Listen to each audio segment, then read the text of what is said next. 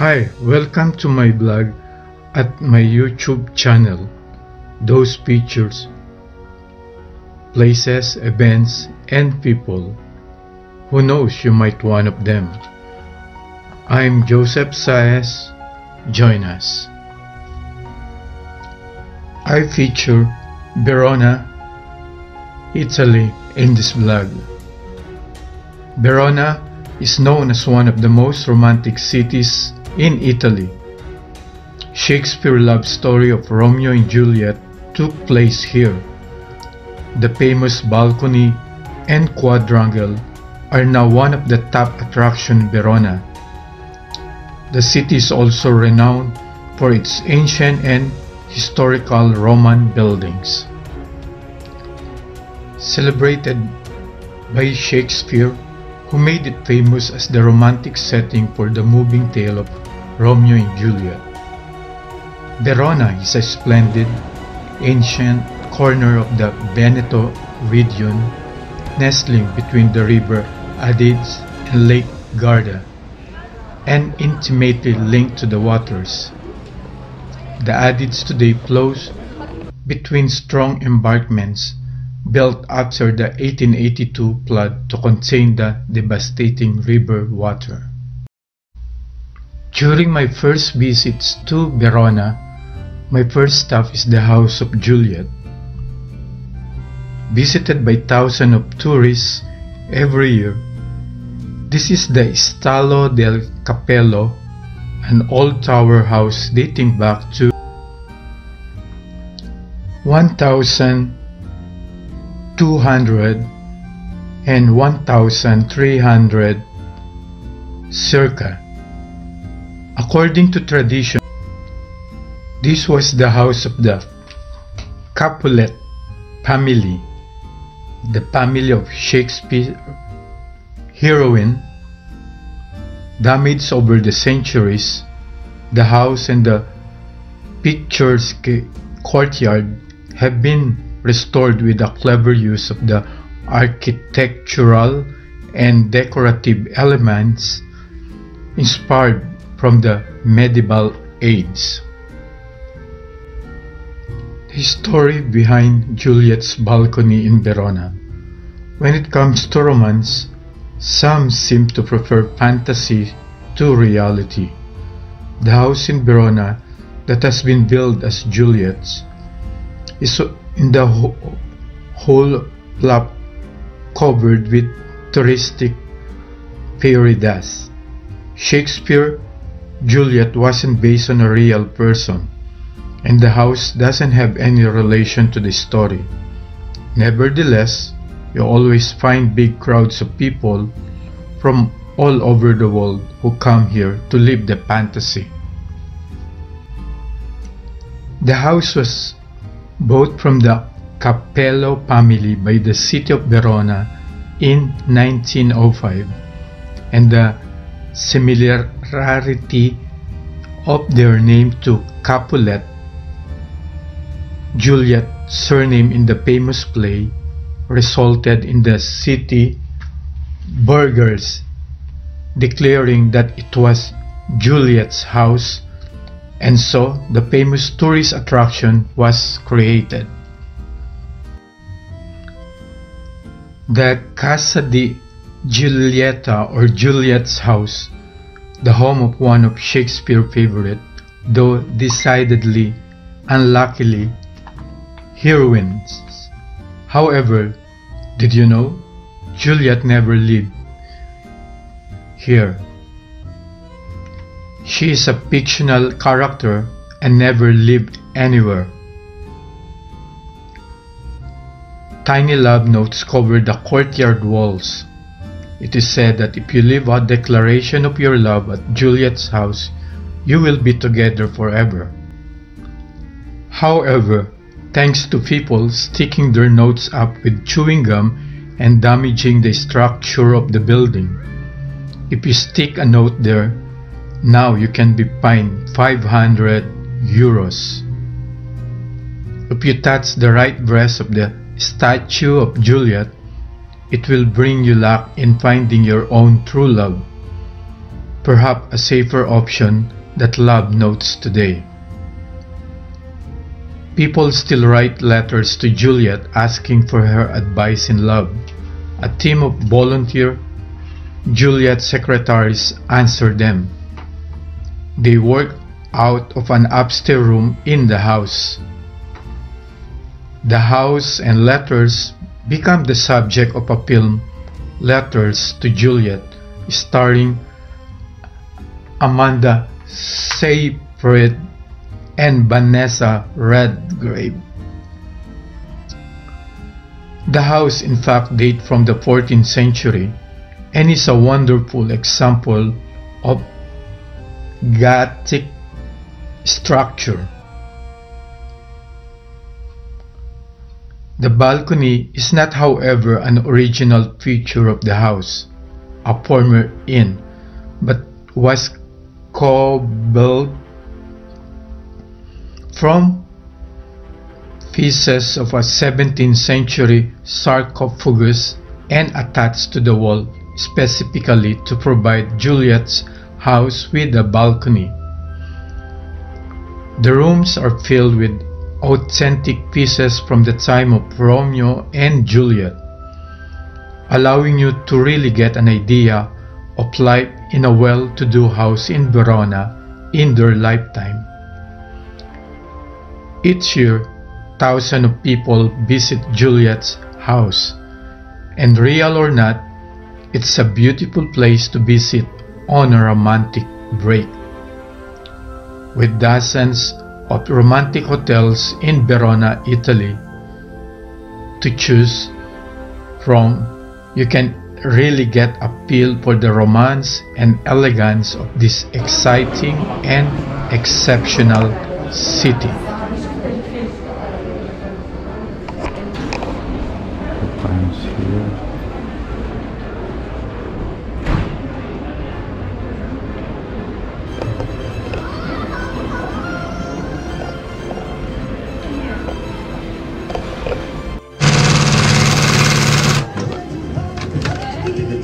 Joseph, we can write all names, anything, okay? And the price included the writing. You don't pay extra for the name. You can write Joseph, Verona, Italy, your wife name, what do you want. Okay. Thank you. This is mine? Yeah, it's for free for demonstration. Grazie. You're welcome. Thank you. Piazza delle Erbe. The central feature of Verona's Centro Storico is the rectangular Piazza delle Erbe, one of the most picturesque square in Italy. It stands on the site of the Roman Forum and is now a fruit and vegetable market. In the center of the square is the 16th century Berlina, a canopy on 4 columns, formerly used for elections. To the north of it is a fountain from 1368 with the Madonna di Verona, an ancient marble statue that was repurposed in medieval times. At the north end of the square, a marble column holds the Lion of Saint Mark, the emblem of Verona's former Venetian rulers. At the northeast is cornerstone the Casa Mansanti, originally built by the Scaligeri. Like many houses here, it is adorned with Renaissance frescoes. On the north side of the square is the Baroque Palazzo Maipi from 1668, and to the left of this, the 1370 Torre del Gardello. Okay. One of the largest of its kind and among the best preserved Roman amphitheaters. Verona's arena was built in the reign of Diocletian about 290 AD or Year of the Lord. Only 4 arches of the outer wall on the north side have survived, but the vaulting seating is intact and in regular use. Its 44 rows of seating can accommodate 22,000 spectators. And in July and August, it is the home of the Verona Opera Festival, one of Europe's major summer music events, ranked with the Bayreuth and Salzburg's festivals. The arena formed one side of the wide Piazza opposite the Palazzo Malpazzi, created by Samice, adjoining the long building of the Gran Guardi, the old guardhouse from 1614, is the gate and tower of Portini della The wings of love, only the two of us, together flying high, together flying high. On the wings of love, only the two of us, together flying high, flying high upon the wings of love. The building itself was built in 30 AD on the year of our Lord, on a site which was beyond the city walls. The ludi, or shows and games staged there, were so famous that spectators came from many other places, often far away, to witness them. The amphitheater could host more than 30,000 spectators in ancient times. The round facades of the building was originally composed of white and pink limestone from Valpolicella, but after a major earthquake in 1117, which almost completely destroyed the structure's outer ring, except for the so-called ala or wing, the stone was quarried for use in other buildings. Nevertheless, it impressed medieval visitors to the city. In recent times, the arena has also hosted several concerts of international rock and funk bands, among which Zucchero Fornaciari, who hold the record of the highest number of concerts in the location, 38 from 1989 to 2017, and the highest number of concerts during the same tour, 22 of the Black Cat World Tours. Roger Waters, Bruce Springsteen, Lisa, Pink Floyd, Alicia Keys, One Direction, Simple Minds, Duran Duran, Deep Purple, The Who, Rod Stewart, Jam, Paul McCartney, Whitney Houston, Mumford and Sons, Spandau Ballet. During my visits at Verona, I had the chance to go on a tour of Verona by train. Gave me a quick way of viewing some many splendid area and features on offer. It has much more to offer than just the arena, as great as that was.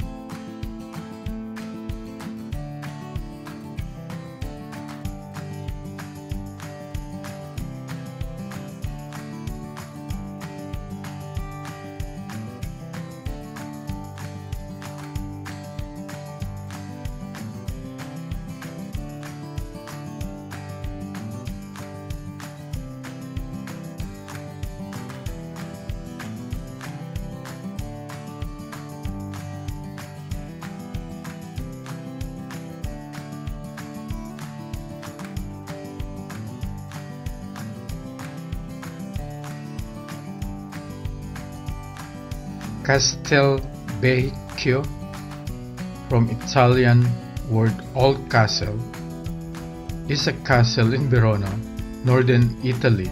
It is the most important military construction of the Scaliger dynasty that ruled the city in the Middle Ages. The castle is powerful and compact in its size with very little decoration. One square compound built in red bricks, one of the most prominent examples of Gothic architecture of the age, with imposing M-shaped merions running along the castle and bridge walls. It has 7 towers, a super-elevated keep maschio, with 4 main buildings inside. The castle is surrounded by a ditch, now dry, which once filled with water from the nearby Adige.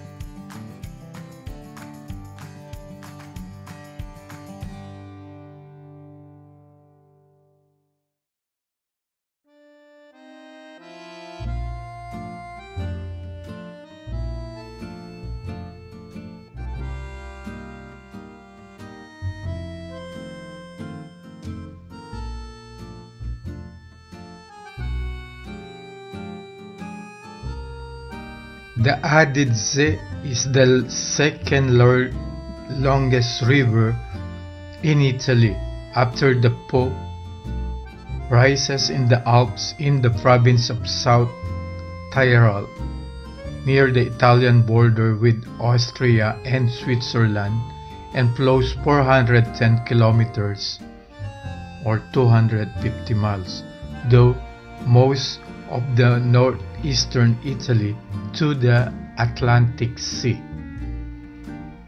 The river's name is Celtic in origin from the Proto-Celtic tiesi, the water, cognate with the river Thames in England. The river's source is near the Reschen Pass, 1,504 meters or 4,934 feet, close to the border with Austria and Switzerland above the Inn Valley. It flows through the artificial alpine Lake Reschen. The lake is known for the church tower that marks the site of former village of Alt Ground or Old Ground.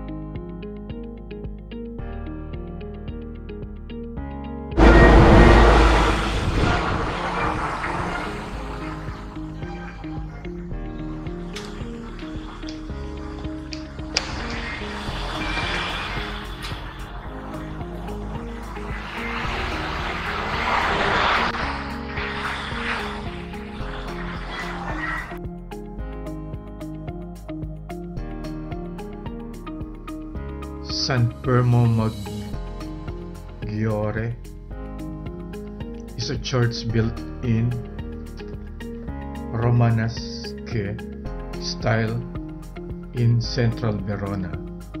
A church at this site may have been traced to the 18th century, and by 11th century, a second story and bell tower was added by the Benedictine order. The campanile was not completed until the 13th century. It contained 6 bells in Apcas in 1755 and rung with the Veronese bell-ringing art. The exterior has a roof lined with pinnacles, and the church once held the tomb of the member of Scaliger. The interior has later decoration including an altarpiece of Saint Francis of Assisi by Giovanni Battista Bellotti.